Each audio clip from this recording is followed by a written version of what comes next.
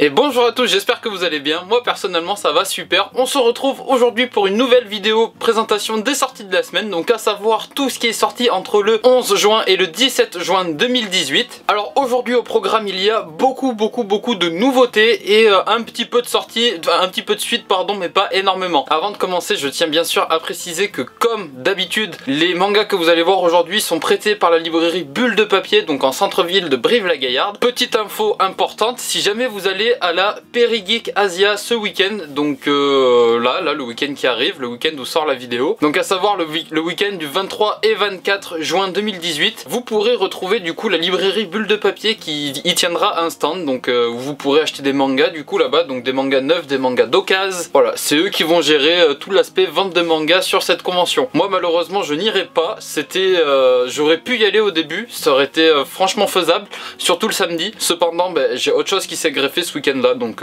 tant pis. Moi je n'irai pas cette année, peut-être une prochaine année, c'est pas grave. Et là j'ai très chaud. Mon t-shirt était au sale, il restait que mon pull. Je vous cache pas qu'avec la chaleur qu'il fait, je n'apprécie pas. Même si je vous avais dit qu'il était bien en toutes circonstances, il y a des fois comme ça où bof quand même. Petite référence à ceux qui avaient vu la vidéo spéciale Saint-Valentin. Enfin bref, assez parlé, déjà que la vidéo va être longue, on va commencer tout de suite. C'est parti pour les nouveautés. Et on commence la semaine avec la sortie de Zero, le one-shot de Taiyo Matsumoto, donc aux éditions Pika, plus précisément dans la collection Pika Graphique, donc ce qui fait que c'est un grand format comme vous pouvez le voir. Zero, c'est un manga de boxe, c'est un manga qui est très bien, donc c'est un petit peu en écho avec Blue Corner qui était sorti il y a 15 jours maintenant. Donc Blue Corner était aussi un manga de boxe, la couverture était bleue. Zero est un manga de boxe, la couverture est rouge, même édition, même format, tout ça, donc c'est peut-être pour faire un petit contraste dans votre bibliothèque. C'est plutôt sympa en vrai, je dois vous avouer que j'ai bien aimé l'histoire, cependant pour ma part gros point noir au niveau du dessin, c'est vraiment très particulier. Ceux d'entre vous qui sont très habitués à la bande dessinée, donc avec des styles de dessin très variés tout le temps, enfin dans la bande dessinée je trouve qu'il y a quand même beaucoup plus de styles graphiques différents. Vous allez peut-être trouver ça joli ou vous allez peut-être apprécier. Je sais que pour ma part c'est pas vraiment un style de dessin que j'affectionne. Regardez, quelques pages pour que vous puissiez voir à peu près. Je vais essayer d'en trouver une autre. Donc là, regardez. C'est vraiment particulier quand même hein. Moi je dois vous avouer que j'aime pas du tout. Après pour le coup j'ai quand même fait l'effort de le lire car l'histoire est vraiment prenante. Donc on va suivre l'histoire d'un gars qui s'appelle Miyabi mais qui se fait surnommer Zero. Donc le mec en fait c'est un champion de boxe, personne ne l'a jamais battu, il est vraiment trop fort, il gagne tous ses matchs, il vit par la boxe, il meurt par la boxe, il aimerait on va dire mourir par la boxe. Et du coup pour son dernier match il va affronter la relève en gros. C'est celui qui est censé être son successeur. On y voit encore une fois un petit peu moins quand même que dans Blue Corner, mais on y retrouve encore l'envers de la boxe, donc tout ce qui est un petit peu du côté magouille illégale, tout ça. Au Japon le manga est fini bien sûr puisque c'est un one shot. En France vous pourrez les trouver au prix de 25 €, encore une fois hein, comme j'ai pu vous le dire c'est dans la collection Pika Graphique, donc c'est un grand format, c'est un manga qui est épais. Tenez, à côté j'ai les tomes pour les jeux concours, donc là si on compare avec par exemple le tome 13 de GTO, donc qui est un format classique, le manga est bien plus large, bien plus haut et surtout bien plus épais, donc voilà, tout est justifié pour que le prix soit aussi élevé. Donc si je devais donner une note à ce manga, je lui mettrais un 15 sur 20 parce que même si j'ai vraiment aimé l'histoire, le dessin ça coince vraiment beaucoup pour ma part. Ensuite, autre nouveauté de la semaine, nouveauté entre guillemets, c'est le tome 1 de One Punch Man, donc dans la série Rediscover dont je vous avais déjà parlé il y a un petit moment maintenant, avec la jaquette réversible qui est revisitée par Tarquin, donc le dessinateur auteur de L'Enfeust, une bande dessinée que vous devez certainement connaître je pense. Elle est sympa, franchement j'aime beaucoup comment c'est fait. C'est un style différent mais c'est franchement pas mal. J'ai un truc dans le lit. Pardon. Je l'ai toujours d'ailleurs. On va pas s'attarder là-dessus, c'est le tome 1 de Fire Punch, c'est juste la jaquette qui change quoi. Qu'on passe maintenant chez Ototo avec la sortie du tome 1 de Sword Art Online Project Alicization. Donc Sword Art Online, je vous fais un petit rappel, à la base c'est une série qui est en light novel, donc en roman, qui a ensuite été adaptée en animé, qui a énormément marché d'ailleurs, hein, c'est vraiment une série incontournable du manga. Je dois vous avouer que je suis vraiment pas calé sur la série Sword Art Online, j'ai ni lu les light novels, ni regardé les animés, voilà, donc Donc je tiens à mettre les choses au clair tout de suite, je suis un gros noob pour cette série, vraiment je suis trop naze. Project Alicization m'a vraiment bien plu, donc je me dis que pourquoi pas un jour regarder les animés. Je vous cache pas que je suis pas motivé à lire les 7 romans Sword Art Online.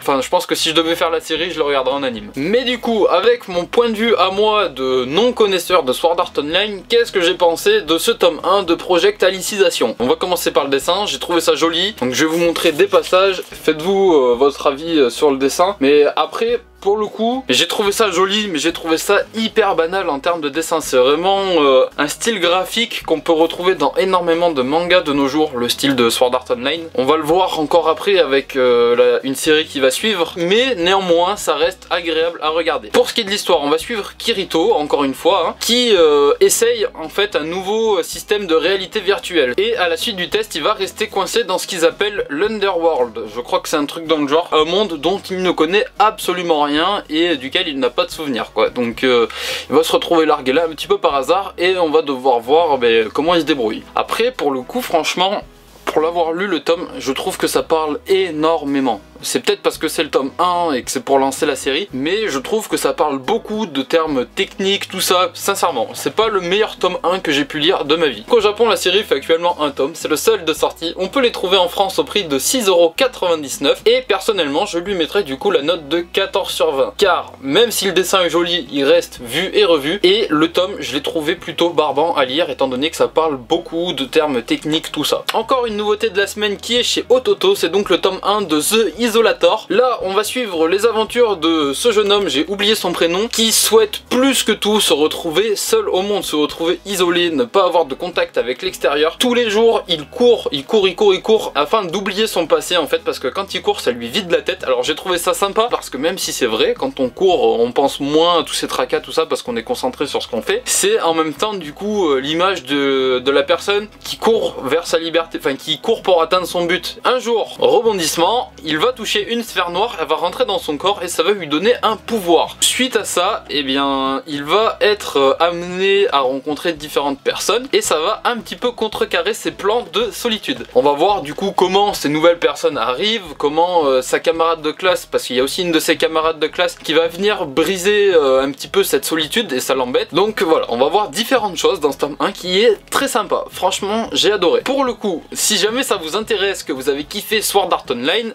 c'est par le même auteur. Donc en termes de qualité, de scénario, d'univers, tout ça, si vous avez aimé Sword Art Online, il y a de très fortes chances que vous aimez The Isolator. Après, pour ce qui est du dessin, du coup, là où ça me chagrine, c'est que j'ai eu l'impression, graphiquement parlant, de voir un SAO au rabais. Ça reste joli, bien sûr, mais franchement je trouve que le style graphique est vraiment très proche tout en étant un petit peu moins bien maîtrisé, donc je sais pas, ça me laisse un petit peu un goût amer en bouche. Au Japon, la série est toujours en cours, a fait actuellement 4 tomes, on peut les trouver en France au prix de 6,99€ et pour ma part je lui mettrai la note de 16 sur 20. On passe maintenant chez Pika avec la sortie du tome 1 de Make Me Up, et là je dois vous avouer un truc, c'est que quand j'ai vu le titre, quand j'ai vu la couverture, comment c'était fait, le thème abordé, je me suis dit c'est quoi cette merde.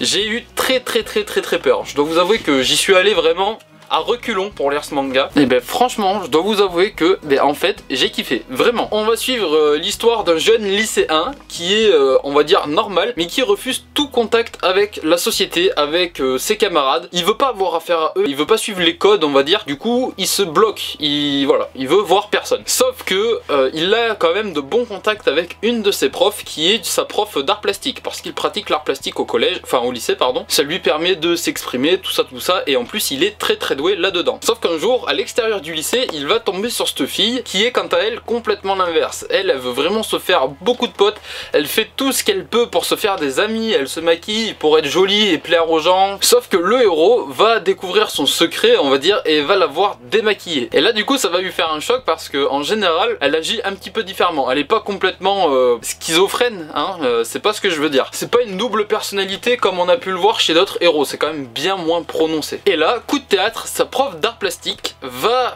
lui demander de venir en gros dans la salle d'art plastique quoi, et elle va lui proposer en gros de devenir le maquilleur attitré de cette jeune fille. J'ai oublié son prénom, c'est grave, hein, de Misaki. Ce qui va le perturber grandement, ce qui va la perturber elle grandement, parce qu'ils ont rien à voir, ils s'aiment pas à la base, ils sont diamétralement opposés et ils vont devoir du coup, pas cohabiter, mais ils vont devoir s'entendre pour que lui puisse la maquiller. Voilà, moi je me suis dit, un manga de maquillage, sans parler de trucs sexistes ou quoi que ce soit, hein, c'est juste que c'est vraiment pas mon centre d'intérêt. Et je dis pas ça parce que c'est un truc pour les filles ou non, voilà. Hein. J'ai lu des shoujo que j'ai adoré, enfin bref, je suis pas là-dedans. C'est juste que c'était pas un thème qui m'intéressait. Et mine de rien, comme j'ai bien aimé le héros, je suis bien rentré dans l'histoire et ça m'a plu. Donc après vous allez voir plein de rebondissements, tout ça, c'est vraiment cool. Pour ce qui est du dessin, c'est vraiment très expressif, c'est très joli. Les gags et toutes les émotions drôles, on va dire, sont vraiment bien retransmises. Le manga est très axé humour aussi, enfin c'est vraiment super bien en fait. Dire que c'est complètement un shoujo, c'est pas vrai. Dire que c'est complètement un shonen, je dirais pas que c'est vrai non plus.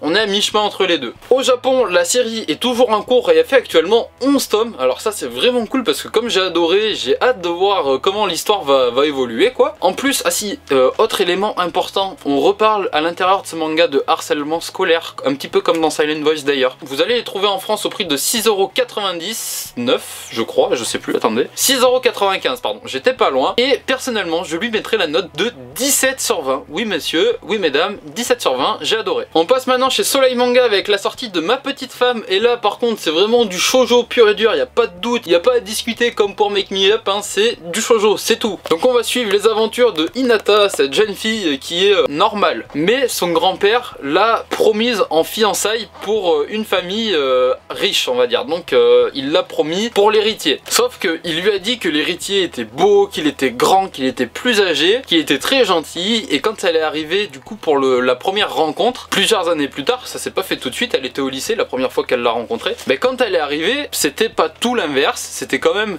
il était quand même beau, il lui plaisait quand même, mais il était plus petit, il était plus jeune, et il était plus chiant surtout.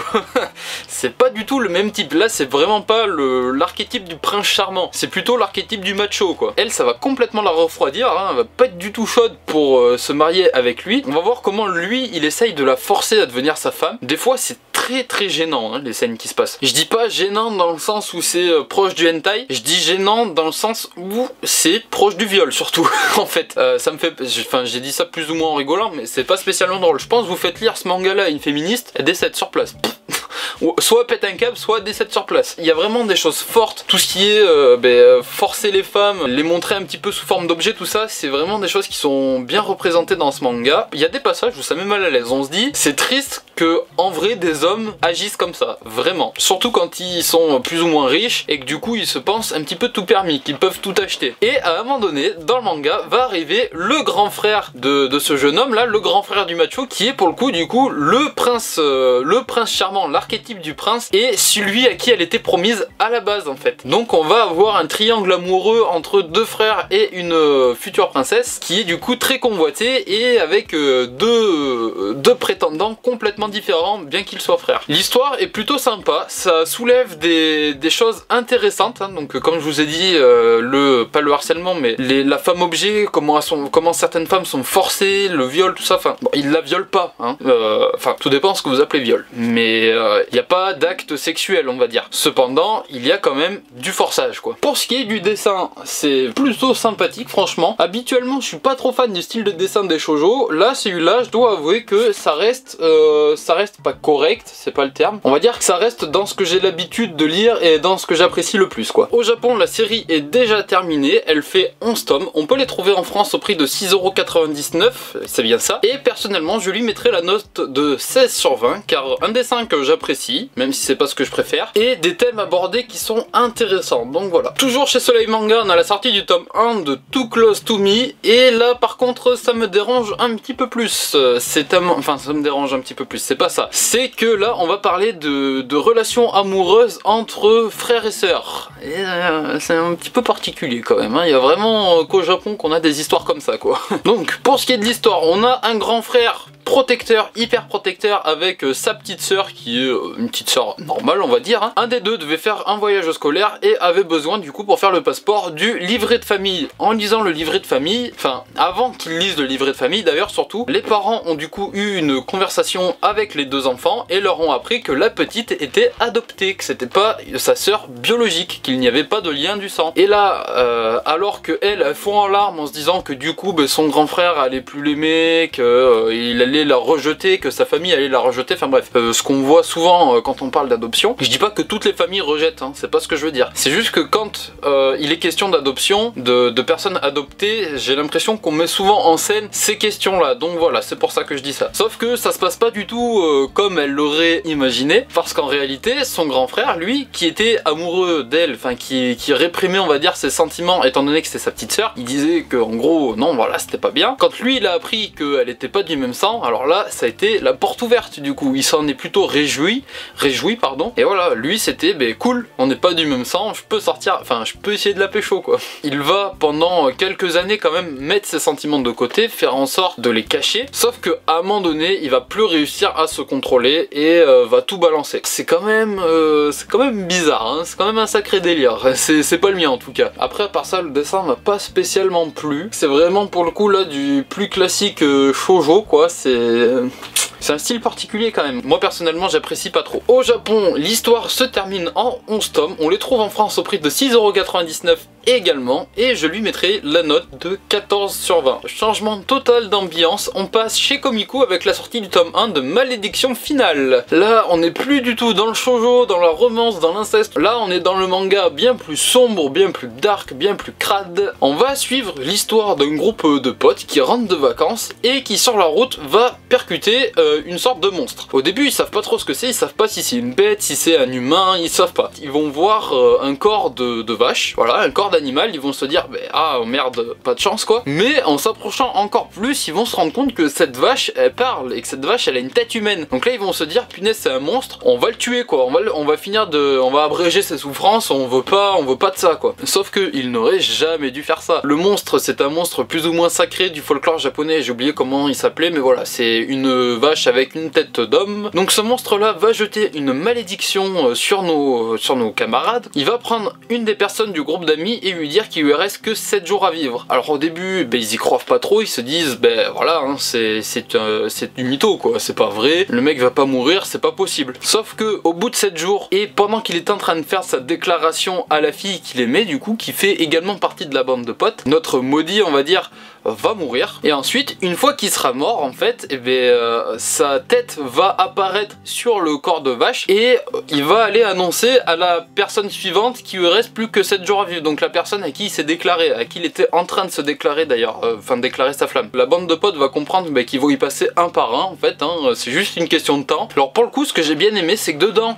ils vont mourir, on parle de choses dégueulasses, mais on est... Alors c'est que le début, hein, c'est que le tome 1, je sais pas comment ça va évoluer, mais j'ai l'impression qu'on est moins dans l'échelle de la violence comme j'ai pu vous en parler dans d'autres mangas. J'ai beaucoup aimé le style graphique, surtout je sais pas, regardez ce personnage, je sais pas, je trouve qu'il a vraiment trop la classe. Quand même globalement j'ai trouvé le dessin, le manga bien dessiné, vraiment. Au Japon la série est déjà terminée, elle est finie en 6 tomes, on peut les trouver en France au prix de 8,50€ et personnellement je lui mettrai la note de 16 sur 20. Dernière nouveauté de la semaine que j'ai pu avoir, c'est le shoujo Deep Scar aux éditions Hydra de Tête. Deep Scar c'est un manga, mais ce n'est pas un manga japonais, c'est un manga fait par une italienne donc qui s'appelle Rossella Sergi. Donc voilà, je tiens à vous préciser que le manga n'est pas édité au Japon, c'est vraiment un manga européen. C'est un shoujo, tout ce qu'il y a de plus classique. On va suivre les aventures de Safia, donc cette jeune femme là que vous allez voir, qui pour ses études va devoir déménager dans une grande ville et faire de la colocation avec une fille qui s'appelle Veronica et qui est complètement l'opposé d'elle. Donc elle est plutôt sérieuse, bosseuse, voilà, tranquille en couple, et Veronica elle est plutôt fêtarde et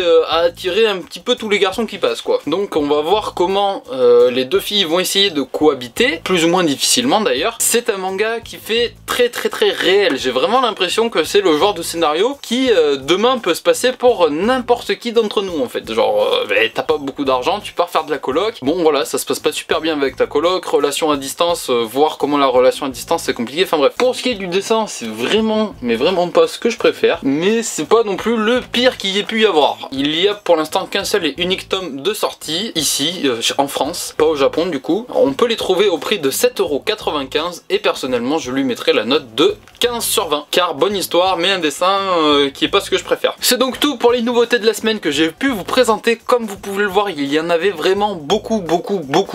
Ça m'a pris vraiment du temps de tout lire, mais au final, même si du coup j'en ai eu beaucoup à lire, c'est plutôt cool parce qu'il y a eu qu'une seule nouveauté que j'ai pas pu avoir cette semaine, et c'était du coup chez Isan Manga, enfin aux éditions Isan Manga, le tome 1 du Fantôme de l'Opéra.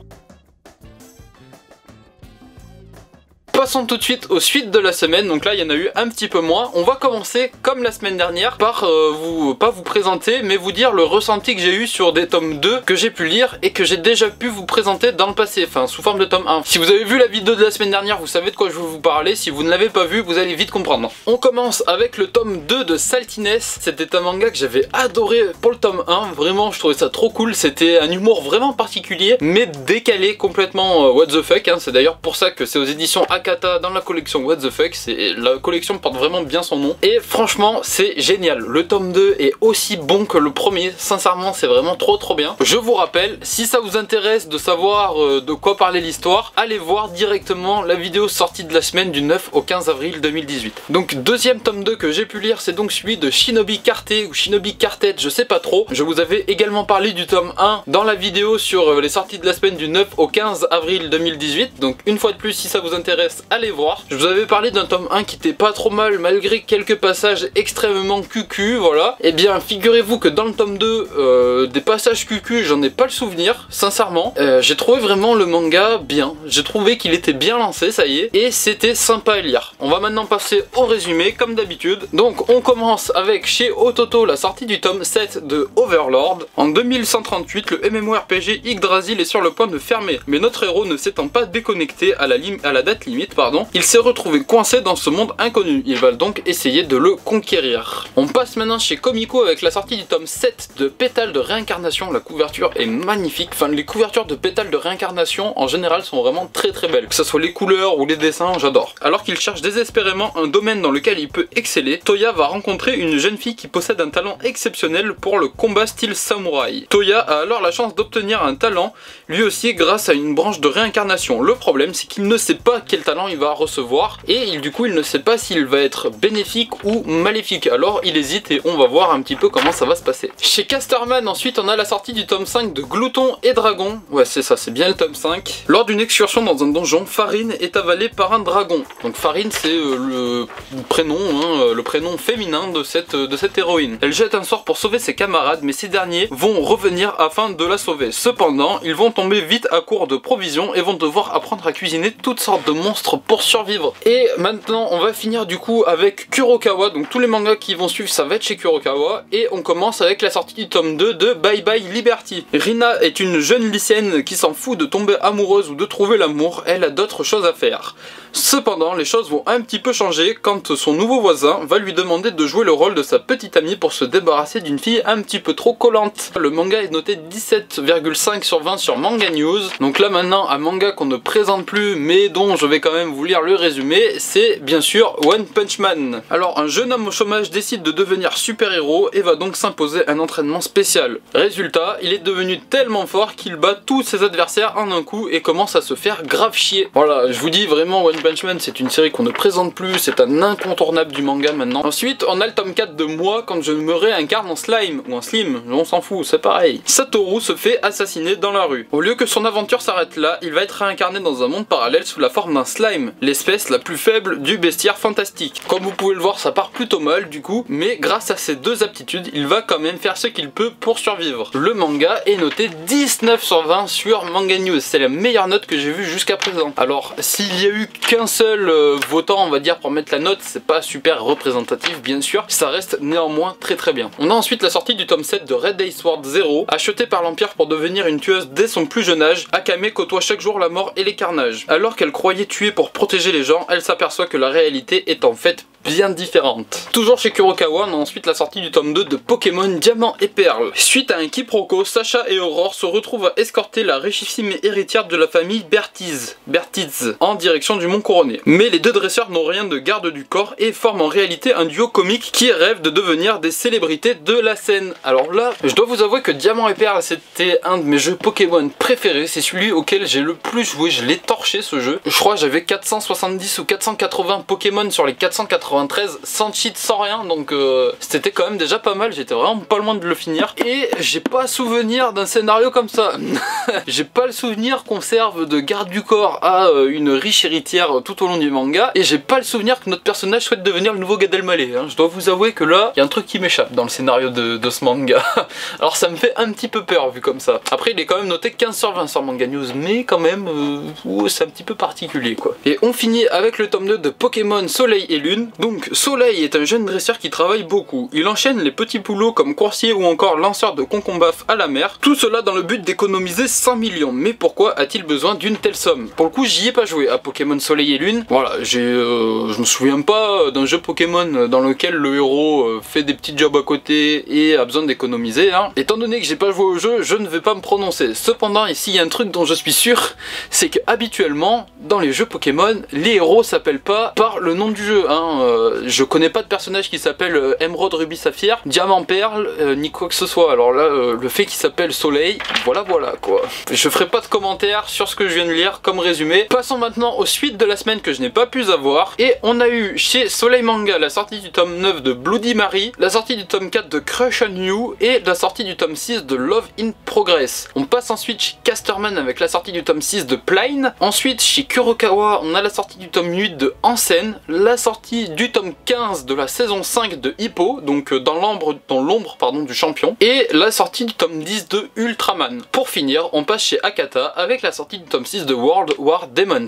C'est donc tout pour les suites de la semaine. On va maintenant passer à deux hors-sujets, on va dire. C'est les agendas de la semaine. Donc il y a eu deux agendas pour la rentrée scolaire 2018-2019 qui sont sortis cette semaine. Donc celui de My Hero Academia, donc je vous laisse le regarder. Il est joli, je trouve la couverture sympa. On peut les trouver au prix de 9,98€ du coup. Pareil pour celui de One Punch Man que vous pouvez voir actuellement. Donc voilà, je trouve les deux plutôt sympathiques. Il y en a d'autres qui sont sortis la semaine où je tourne la vidéo, hein, puisque je suis encore en retard. Donc voilà, c'est des agendas qui sont proposés par Kazé, c'est plutôt sympa. Comme ça, vous pourrez avoir la classe quand vous irez à l'école. J'hésite, hein, si jamais ils en font un slam dunk, peut-être que je le prendrai pour l'année prochaine. Sinon, je pense que je passerai mon tour. C'était donc tout pour les sorties de la semaine. J'espère vraiment que vous aurez passé un bon moment. Encore une fois, moi j'en peux plus, j'ai vraiment trop chaud. Enfin bref, vite que la vidéo se finisse. Je vous fais de gros bisous. Je vous dis à très vite dans une prochaine vidéo. N'oubliez pas qu'il vous reste encore un petit peu de temps pour participer au jeu concours des 1000 abonnés. Voilà, je vous fais de gros bisous. À la prochaine. Ciao.